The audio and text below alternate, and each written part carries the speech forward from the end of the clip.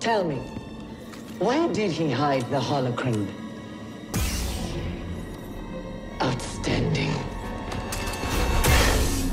Star Wars Fallen Order has galvanized the market for story-driven games centered in the Star Wars universe, and people are still buzzing about it, excited for DLC and a sequel. And personally, I was super pleased with the game, felt I got value for money, and walked away having thoughts and theories I could mull over for a while, a great sign of an impactful piece of art. And I'm here to talk about that impact, in particular the narrative themes and motifs, because ignoring the fact that this is the most gorgeous game I have ever played, the character arcs underpinning this were surprisingly mature and deep. But first, I think it might be helpful to paint some broad strokes of how I felt about the game in general. The combat in Fallen Order is commonly praised, and it should be, though I never mastered it as well as I could have. The Dark Souls fan in me always felt more natural rolling rather than deflecting, which seems to be the game's preferred choice. But holy smokes, let's talk about atmosphere. Like, this game not only does Star Wars justice, but presents it like high art, with cinematic snapshots not only evoking the sense of wonder of the original films, but taking it further, making the universe feel more real than it ever has on the big screen. I mean, visual presentation is alone a great reason for buying the game, and discussing everything else after that is just kind of getting pedantic. Like, sure, I felt the bonfire meditation system was a little unnecessary, felt a little clunky in an otherwise pretty convincing universe. I agree it's a good mechanic, but respawning clone troopers just doesn't make sense in a world where death is meant to be permanent and meaningful. But compare that to the interactable map projection supplied by BD1, our cute puppy-like droid companion. Now that's a great piece of UI that fits in our world, a portable, easy to read map that has a simple in-universe explanation. I would say that the puzzles were visually interesting, but also kind of phoned in. The best one was probably one of the early ball rolling puzzles that you'll sort out in a few minutes, but the later ones fall so incredibly flat, you can just mindlessly run through them and search for the right button to press without needing to employ any critical thinking. You just watch and see how the environment adapts and then walk on through the new paths and terrain as they open up. Some of them amount to little more than linear corridors with a few extra steps. And while I'm a big fan of the different coloured sabers they let you choose from, most of the cosmetic upgrades actually weren't to my taste, so I mostly rocked the default gear. I'm just not a big poncho fan, shoot me. But what I really enjoyed, and what the focus of this video will be on, was the subtext of the narrative being told. Trauma, grief, how people choose to process, digest, and move on with their lives. It's a tale as old as time. Literally, you will find these themes explored in the Epic of Gilgamesh, the oldest preserved story known to humankind, where the titular character grieves the loss of his closest friend, Enkidu. While Fallen Order might not be high art, I do think it's interesting to explore how the game represents and discusses trauma, particularly since most of this is centered around the aftermath of Order 66, the genocide of the Jedi culture, a crime in the Star Wars universe that should have caused unparalleled grief, loss, and pain across the galaxy, but the films have never really succeeded in making that impact hit home on a personal level. The destruction of a culture should really mean something, but a lot of the Star Wars media plays it so soft. But Fallen Order does a really decent job at this, personalizing the tragedy and the massacre and making you really feel empathy for what the characters are going through. Now, the only other Star Wars game I ever played was the Revenge of the Sith movie tie-in game, which was, ironically, really good. Decent combat, core scenes from the movie were expanded upon and given more dialogue, and it even had this pretty sick alternate ending where you could play as Anakin, have him come out on top in that final duel. But otherwise, this foray into Star Wars is a first for me, and I like what I saw. Before going into a deep dive on the character analysis, I want to run through some of the surface level plot beats. Obviously, there will be some spoilers ahead. The hero to our story is Cal Kestis, who by virtue of having a generic protagonist name was naturally a gifted child. He trained beneath his master, Jaro Tapal, aboard a space station neighbouring the planet Bracca. We learn quickly that his special shtick is that he can interact with Force ghosts, essentially bites of the past that allow him to engage with a object's history, which for all intents and purposes just gives the game an excuse to give us audio logs. expository lore dumps to listen to while we play, with only one real major plot tie-in by the end of the game where we see firsthand Trilla's backstory. It's a neat gimmick and works well enough. Careful with that thing. It's been through hell. Cal's idyllic life takes a dark turn with the execution of Order 66, his master perishing to give him the opportunity to escape, survive, and trust himself to the Force. After the passing of years, we find him as a scavenger and welder aboard a scrapped ship on Bracca. Handsome, tall, and overall a very athletic individual. And all up, no complaints from me. He's a very likable hero. After saving his pal Prof and having some pretty spooky visions that hint at his deep-seated anxieties, Inquisitors arrive in search of the Jedi's hiding on Bracca. A friend is killed off, Cal is tossed onto a train for some reason, and he escapes the planet with the help of two timely savers piloting the Mantis, Cere and Grease. Cere is a former Jedi Master with a mysterious past, so we won't be surprised to later learn she trained the story's main villain, the Second Sister. She has vaguely cut herself off from the Force, and until the very end of the game, we won't actually get to see her in action. Grease is a furry midget alien, a little snarky but also with a heart of gold, who has vague connections to a bounty hunting ring, the Haxian Brood, that isn't really explored too far in the game and mostly serves as DLC bait. Cal is the fish out of water in all this. He is so separated from the events of the world that he didn't even know the severity of the Jedi's fall, that the Council was gone. Mace fell out that window years ago, boy. Cere believes the secret to rebuilding the Jedi Order is held in a vault on Bogano. Cal picks up a droid companion along the way who conveniently holds holograms of Eno Cordova, a Jedi Master with a passion for archaeology who foresaw the collapse of the Jedi and because of this hid a holocron holding the list of names and locations of Force-sensitive children, the next generation of Jedi. Cal is given a quest to travel the galaxy and follow in Cordova's footsteps, to learn of the ancient Zepho alien race and their unique connection with the Force. What comes next, and making up the bulk of the game, is an extensive fetch quest spanning the galaxy as Cal visits ancient tombs, kicks stormtrooper butt, and goes through a vivid atmospheric trial of crafting his own unique lightsaber, and even has a James Cameron Avatar moment where he flies massive alien creatures. Throughout all this, new skills are learnt, evil Jedi are put into the ground, and future romantic subplots with cute alien babes are picked up, and most importantly, we are drip-fed information about Cal and Cere's backstories, their traumas, tortures, mistakes, regrets, and plans for a better future. The climax hits us fast. Cal gets a hallucinogenic spiritual experience where he comes face to face with some of the Zepho, realizing that maybe his plan to raise a new generation of Jedi might actually doom everyone, himself most of all, although we do learn that he would look pretty schmick as an Inquisitor.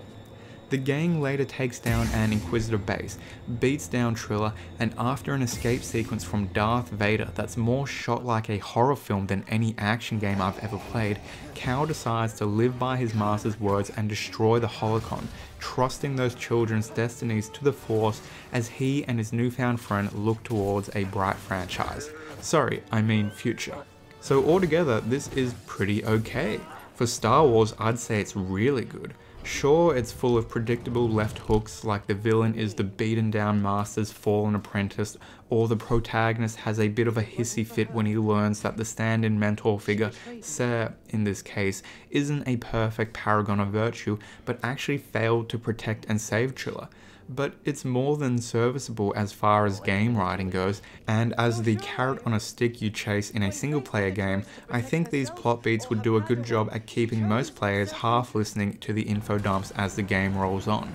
But by far and away, what I found far more engaging was the more subtle characterization, the moments without fanfare or new updates to your quest markers, where we get a sense of how some of the core cast are dealing with their past or avoiding it completely. So let's start with Cal. Cal has a damaged connection to the Force, a polite way of explaining he has genuine PTSD from Order 66 that's holding him back. The upside is that it helped him keep his head down, not make himself obvious as a Jedi, allowed him to blend in. But the downside is, you know, the emotional mess this is turning him into. So the running B plot, the main subplot that accompanies our hunt for the holocron is Cal's reconnection to the Force, a piecemeal process of him coming across challenges in the world that are currently beyond his skill grade. Cal then takes a moment to reflect on his lessons with Master Tapal, and we then play through a flashback tutorial of how he should conquer that challenge, and once we overcome this, Cal has now healed a small part of his connection to the Force.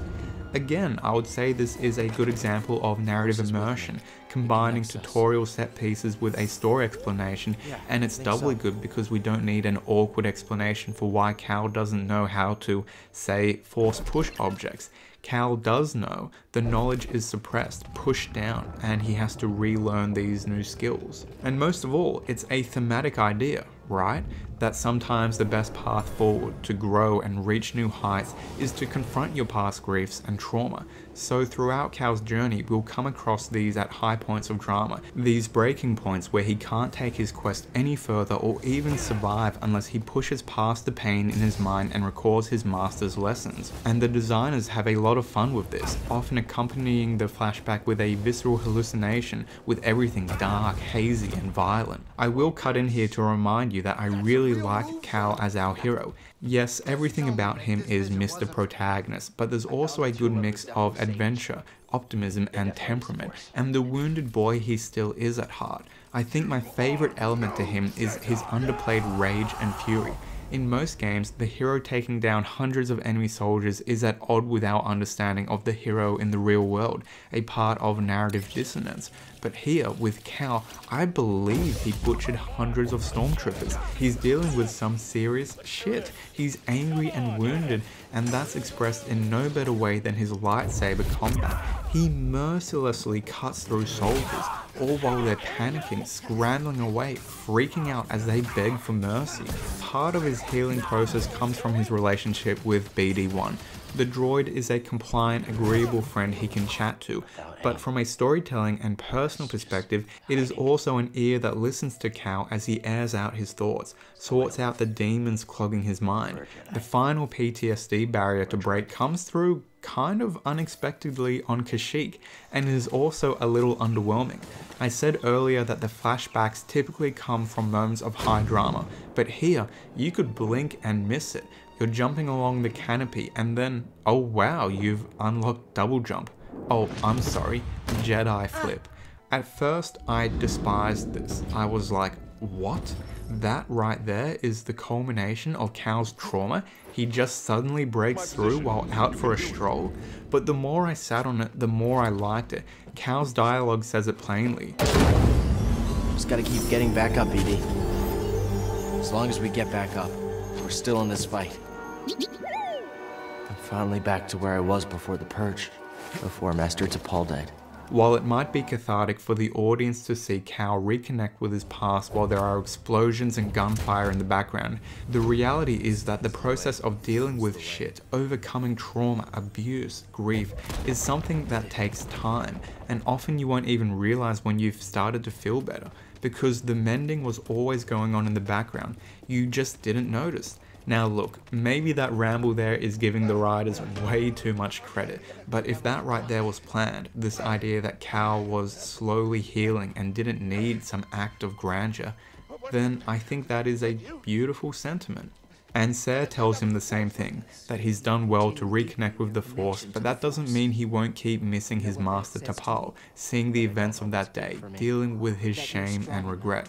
For this reason, Cal's journey to Ilum is very therapeutic, a location sacred to the Jedi, and alone with his thoughts and BD-1, he goes through the ritual process of reforging his lightsaber, and also healing himself, dealing with who he was and who he's becoming. There's also something nice about his new lightsaber being a combination of Cere's and his master's, that he's a collection of all the teachers and guidance he's ever had. By the time Cal fights Malicos, befriends Merrin, and faces Trilla for the final time, his subplot is complete.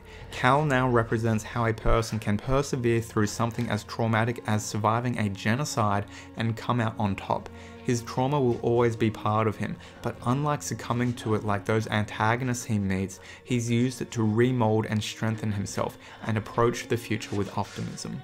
Turning to Cere, the trauma is more upfront, the dark side being used as a great metaphor for sinking into despair, giving up, losing yourself to pain and anger. She views herself as permanently broken and that she's struggling not to dip into those emotions, that she has scars that run even deeper than Cal's. Cere was captured soon after the coup against the Jedi began and was tortured for information, and she gave in. This is a disturbing thought because a common trope in fiction is to romanticize torture. The hero never gives in and always endures torture with a wink and a sarcastic one-liner. But Fallen Order doesn't pull any punches. Cere told the Empire everything, allowed her Padawan to be captured and probably got the other younglings murdered. She was only able to escape because she embraced the darkness, drew on that power to escape her bonds and murder half the room. That is very grim, a huge fall from grace and a weakness that still haunts her. If we were to take a real-world comparison, it would be like pushing past trauma by sinking into another destructive habit, like gambling, sex, video game addiction. It's a band-aid solution that won't actually go to the heart of what's wrong with a person. By the story's climax, we see her at an unstable equilibrium. She's still lurching on the edge of the dark side, but as she slices through purge troopers far more efficiently than we ever did, she's okay.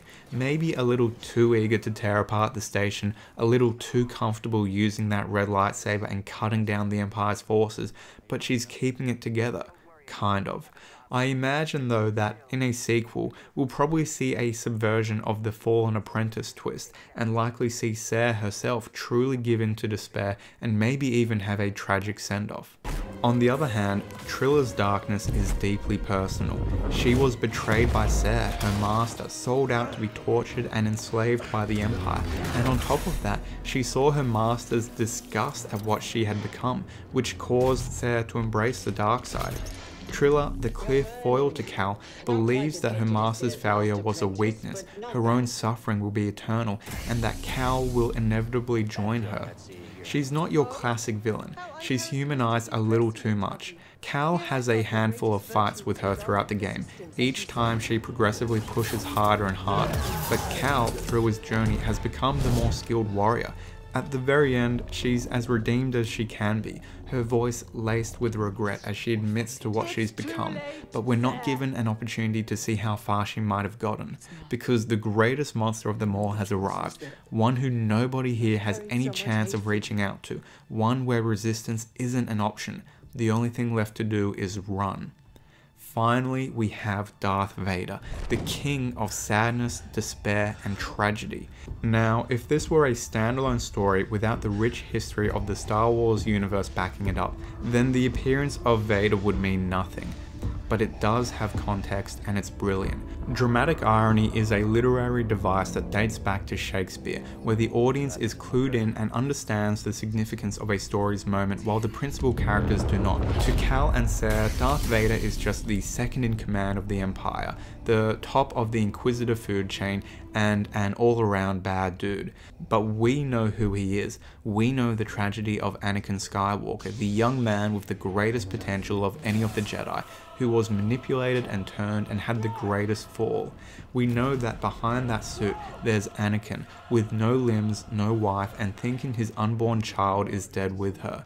And that's sad, pitiable, the highest tragedy of the story, and he's the one who manifested it in the most toxic, evil, brutal way. His grief and power is so unmatched that fighting him is not even an option. It's run or be killed, and it's a fabulous way to end the story. Cal has no personal vendetta against Vader, and Vader cares little for Cal or the Mantis crew, and I hope the writers don't feel a need to shoehorn conflict between these two characters in later stories, because having Vader as an indomitable representation of evil was the perfect way to close out the story. And it's for these reasons that I think Fallen Order told a worthwhile narrative, said something that might actually stick in the hearts and minds of players and keep us anxiously waiting for a sequel or extensive DLC. But before wrapping up this video, I just want to air out a few disconnected thoughts, some complaints and praises. I mean, I spent all those hours capturing footage, so why not, right? The intro to this game is both mesmerizing and a setup that underdelivers. The opening half hour shows off stunning vistas of the shipyard, the brutality and dark tinted themes of this brand of Star Wars, and throws in some refreshing twists, like the opening shot of grungy rock music was cool, had me wondering what else might be in store. But this was the only music of its kind, and it's repeated once when Cal fights his way out of the Haxian Brood gladiator ring. I would have loved more subversive music of this kind. The hallucinations in the characters were great fun, ominous and dark, and actually had a strong payoff with the second dream sequence towards the end of the game. But as our time on Bracca came to a close, we saw some foreboding signs of contrivance and convenience that did carry on throughout the game. For example, and again perhaps this comes down to my lack of understanding of the Star Wars universe, why does Cal hang on to a lightsaber? Why is he keeping one up his sleeve at all times? He has a mobile job, a dangerous one, and is constantly squashed and cramped in commutes and his workspace. There is a massive risk on his behalf. This is evidence of him being a Jedi. Shouldn't it just be buried, destroyed, forgotten? I know lightsabers mysteriously appearing from sleeves is a series staple, but it just seems odd from someone who had otherwise abandoned their Jedi heritage. Or why does the ninth sister throw Cal from the cliff? She's got him. Game over. The jig's up. They've captured a Jedi. He's immobilized. They have won. With few exceptions, falling from heights in this universe does nothing to force sensitive individuals. It's a dead giveaway that the danger has passed. I just can't wrap my head around why he's purposely released here. Or the fact that you'll go through half an hour of acrobatic set pieces that require unreal precision and superhuman abilities, and somehow stormtroopers are already there waiting for you in the high treetops of Kashyyyk. Maybe the designers could have used more forest creatures instead. These are nitpicking complaints, but they did cause me to pause, to blink and be like, oh, okay, that's how it's working. A similar reaction actually to when you open chests underwater and they rattle about with the usual animation of BD1 crawling inside, except he's still on your shoulder. Another example of underdelivery is when I think environments could have been used better. Take for example this gorgeous set piece of the Zepho sarcophagus. It's so cool. My mind was racing as Cal shimmied along the edge here, marveling at what sort of fun we could have with the environment. But the execution was so weak. Cal navigates along, has a brief battle atop this massive ancient coffin, ostentatious and decadent in its design, suspended in chains from the ceiling above a vacuum into sheer nothingness. This is simply epic. I don't know why we didn't spend longer here. It's so unique and fun, and we are never so cramped and vulnerable from all angles ever again. How was this not a boss fight, or at least a gauntlet with more enemies pouring down? It would have been perfect. Stormtroopers piling on, Cal Force pushing them off while having to laser sword down some of the more resilient robots, slowly running out of health and force juice as their numbers overwhelm him.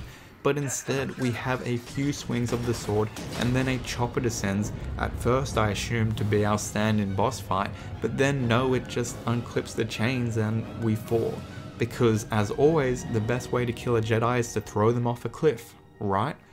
Alright, let's end on some positive stuff. I think the commitment to not implementing fast travel was fantastic. I'm sorry, but these games shouldn't be designed purely for completionists. Most people like me will only have 1 or 2 playthroughs, but I could see a compromise with the addition of fast travel after beating the main story for those people who want to collect all the achievements. My jaw dropped the first time the ship left the planet and ascended into space without any loading screens. I know there would be some trickery once you walk on board the ship, but it was still a visual feast. I love that Cal isn't overpowered. A Jedi like Luke or Anakin is meant to be a freak of nature. So seeing Cal just be a regular Jedi who's not blowing up space stations on his own, can't always make those long jumps, was refreshing. And the parkour was really cool. The wall running gave me real Prince of Persia vibes. And lastly, I'm just so pleased that we finally got a compelling single player game set in this universe that tells a complete story. No half-baked DLC or microtransactions, and I hope that there are only higher heights from here. Alright guys, it's been real. Keep washing your hands. More stuff to come. Thank you for watching. Great. I'm talking too much.